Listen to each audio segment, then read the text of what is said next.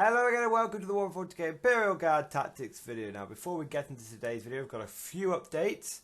First one is, as you may see on the pictures, I have tried to brighten up my Mordian 50th Rifle colour scheme.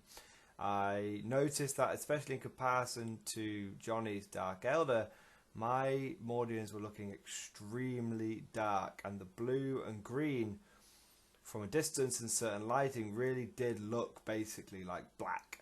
So what I've done is I have added some yellow trim.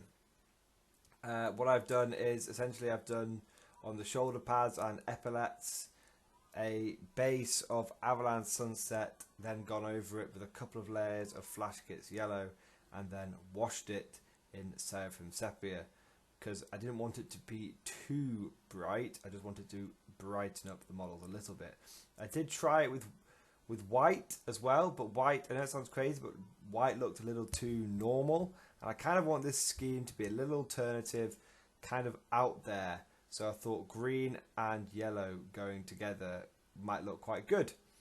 Let me know what you guys think. I do not mind if you guys hate it. Please let me know. If you guys love it, of course, also let me know. I've got a classic Mordian painted up, and I've painted my mortar teams up in this colour scheme as well.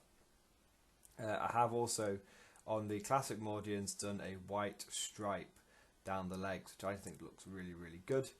But yeah, let me know what you guys think. Do you think it would look better in white, or do you think yellow is quite a good sort of alternative? Please let me know. Second thing is, if you want to be in with a chance of winning this month's Patreon supporter giveaway, I did announce it a few weeks ago, and I announced it over a month ago on Facebook. Then you will need to go over to my Patreon and sign up. The prize this month is a Lehman Russ battle tank. You can pick if you want the Demolisher variant or you want the traditional battle tank variant. It is the winner's choice. You also get the Pask upgrade to the tank. So you get a Lehman Russ tank and you get a fancy tank commander model as well. So if you want to be with the chance of winning that, all you need to do is go over to my Patreon page and sign up. You can sign up for as little as $1. There is no minimum. And the winner will be announced this Friday. Okay, so that is the 6th. The winner will be announced on the 6th. So please go over there. If you want to support the channel, that'd be absolutely fantastic. But if you just want to be in with winning the raffle, then that's absolutely fine as well. Last thing to mention, I know we've already been going on for 3 minutes, but last thing to mention, Mordian custom dice order. I mentioned this also a couple of weeks ago and got to get some initial interest, and we've had about 14 people sign up for some custom Mordian dice. Ideally, we need a few more than that, because the more people that sign up, the cheaper the dice will be. What I really want to do is get it to the point where the dice can be sold for £1 per dice. At the moment, we're not quite at that level, but that's what I want it to be at. It will be £1 per dice. No minimum orders, but bear in mind that it'll be £1 per dice plus postage. I won't make any money on the postage. I'll be completely transparent with how much it'll be, and you can look up the prices yourself if you want to make sure I'm being honest about it. But yeah, if you're interested in custom Mordian dice, all you need to do at this point is express your interest and let me know roughly how many you'll be looking at, and just send that to my email address, oddworldinhabitant1293@gmail.com. There will be a link down in the description below. Right, all updates and channel administration done. Let's get on with today's video. Although all those things were very important to talk about, and they're all relevant to the channel, but let's get on with the tactics. That's why you guys are here. So, I want to share with you guys my favourite Imperial Guard Warlord choice. Okay? And to cover in general Imperial Guard Warlords that you should be considering for your army. So I think you can pretty much make any character in your army a warlord if you want to. Okay. Traditionally, what people do is they tend to make one of their HQ choices warlord, and that is a good idea. It's not necessary, but it is a good idea. Now, a lot of people when they pick a warlord, often go for a company commander. Makes a lot of sense. Company commander is pretty much a staple on every Imperial Guard list. Some people do like some people, and often the warlord trait that people go for is Grand Strategist, because it means you get a free reroll, you get a sort of pseudo command point, and you also get to start farming command points as well. Now, I'm not a big fan of this, simply because as Imperial Guard, we already have access to easy command points. Like I've said this time and time again, but no Imperial Guard army should be going into battle without 3 battalions. There's no excuse these days. You know, especially with tank commanders and, you know, company commanders, between tank commanders, which you can get 3 of, which are a very popular HQ choice, and company commanders, which you can get 3 of, which are a very popular, almost auto-include. Both of those could be considered auto-includes in a normal Imperial Guard list. You know, you could easily fit in 6 HQ choices, and then you're going to be taking 100 infantry anyway. So that's your 3 battalions sorted right there. So they're the ones people often go to. I can tell you, my advice would be to stay away from tank commanders as an HQ choice, simply because they are a character which has more than 10 wounds. They have 12 wounds, which means they can be targeted by anything, and it makes it very easy for your opponent to get Warlord and get an extra victory point, which we want to avoid, because if we're giving away victory points, we're making it easy for opponents to get victory points, then we know that's failing at the game. Like I said, company commanders traditionally with Grand Strategists are the way to go, but the problem I have with company commanders is they're very much a support character only, and if they find themselves in a scrap, they can struggle. You know, typically if they won't do any damage, and by not doing any damage, they're not able to protect themselves. You need a character that can, in a pinch, be relied upon to defend itself, because you might find yourself in a situation where your screening is a little thin, and you need to do a do or die maneuver. You need to counter attack, and the best way to defend your warlord is to go on the attack. Throw that infantry squad and your warlord into the fight, and try and clear away that sort of that bully unit, like a squad of raptors. You know, Care Space Marine Raptors. This is an example pulled out my ass, but you know, that's an example.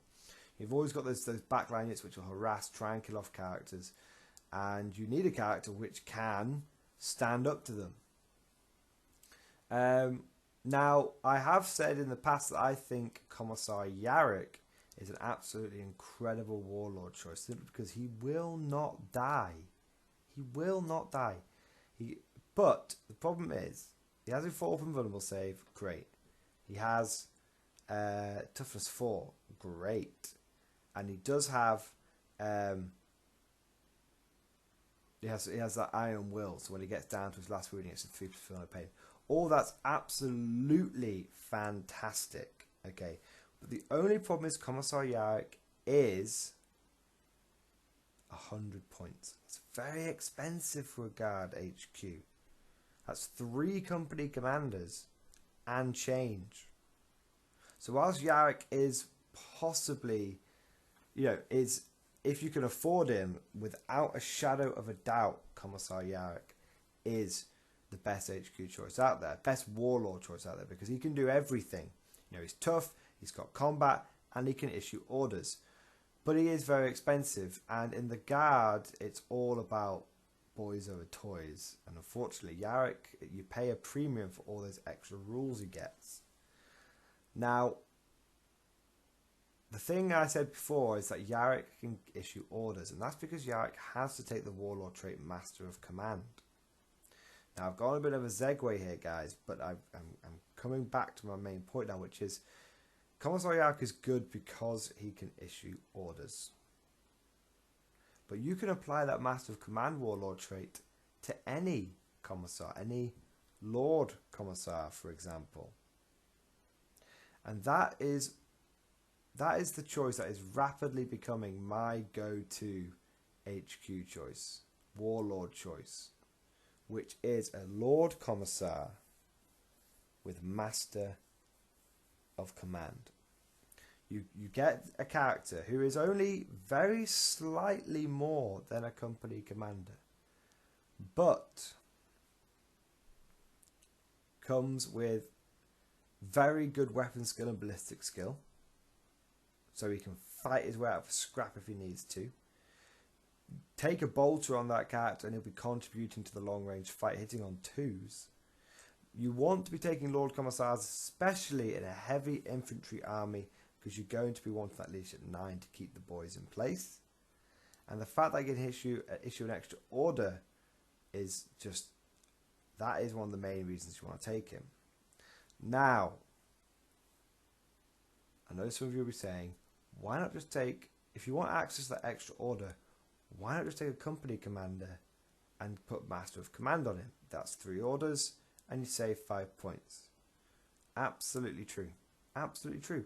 There's nothing, you're not wrong, but hear me out.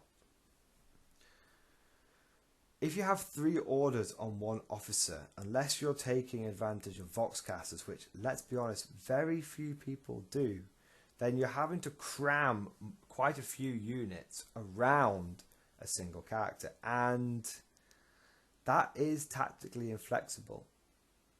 What the Lord Commissar can do is give you that flexibility. So you've got essentially an extra junior officer for free. That's what you've done. And if you're taking him anyway, then what you've done is you've made a sweet hybrid combo of company commander and commissar. You've got the Master of Command, Lord Commissar. What's really good about this though, now this has been FAQ, which is the Lord Commissar can issue an order to pretty much anyone, any regiment. Okay. Now that because he's got the Ordo Prefectus sort of, I don't know what else called, but sort of regiment, that his regiment is called the Ordo Prefectus. He can issue or in the FAQ he can issue orders to any regiment, which is great. Absolutely fantastic. So if you're taking a mixed regiment army, which a lot of people are doing these days, they'll take Cadian for fire support and they'll take Castan and Talan for their offensive elements. And you've got a commander who you don't need to worry about is the right officer with the right regiment. He can go where he's needed. Again, tactical flexibility. Also, I believe he can order himself, which is very important. Because what if your Warlord gets into a tight spot and you need to get out of that tight spot?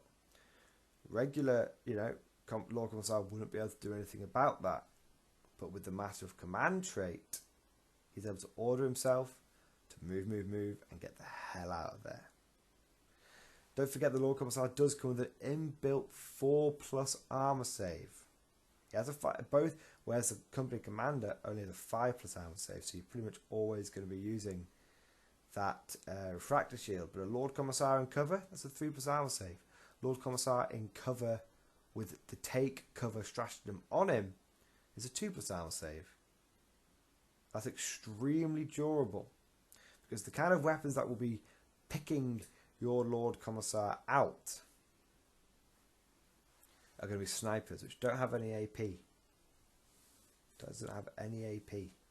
So you need that 4+. That 4+ armor save, that up to a 2+ armor save. You need that. Think about this. If someone is hitting you with a like a Admech sniper rifle, the Arquebus, the anti-material rifle, that's AP -2. Now against the company commander, he's on a 5 of invern. A Lord Commissar in cover, he's on a 4+ armor save with that take cover stratagem. Very interesting. I believe the Vindicare sniper is shooting at you. You don't get any cover save, and it's AP minus. You don't get. You don't get any invulnerable save, and it's AP -3. Lord Commissar in cover with take cover. He's in a 5+ armor save. Got a chance to stop that wound. I could be wrong. I don't think the Vindicare ignores cover. It might do. I don't think it does. Very interesting. So that's why I like to take the Lord Commissar, because whilst Yarrick is hard, he's dead hard Yarrick. He's the old man. He is an expensive option, and a Lord Commissar Master of Command, it's like getting an extra officer on the field. He's tactically flexible, and you can really make him tough to kill. Really make him tough to kill. Let me know what you guys think. Am I, do you agree with me? Do you disagree with me? What is your preferred Warlord? What's your preferred Warlord choice? Let me know down in the comments below. If you've got any crunchy combos on what particular Warlords you'd like to use, it's absolutely fantastic. Let me know down in the comments below. Thank you, and of course, I'll see you guys next time.